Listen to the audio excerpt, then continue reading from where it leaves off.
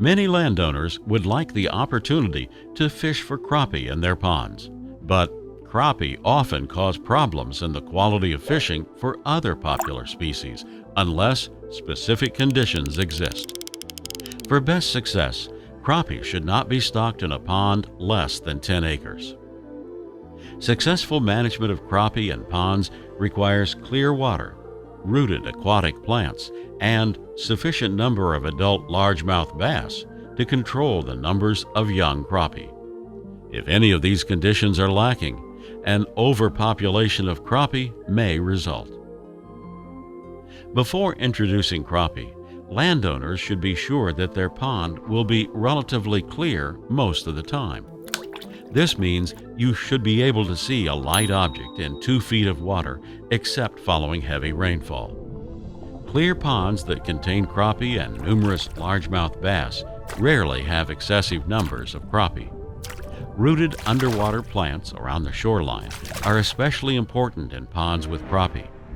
These plants are essential to the consistent survival of young bass, which will keep future crappie numbers in check. It's also important to protect some segment of the adult bass population from harvest. One approach is to protect all bass below a specified size with a voluntary minimum length limit. 12, 14, and 15 inches are commonly applied in such situations. It may also be possible to manage crappie with a bass population that includes larger fish, but that may require a slot limit approach in which 12 to 15-inch bass or 14 to 18-inch bass are protected.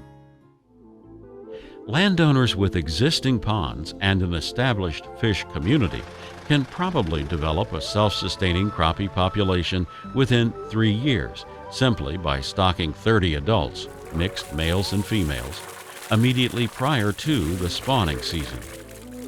Because white crappie have an extremely high reproductive capacity and can quickly overpopulate, black crappie are the preferred species.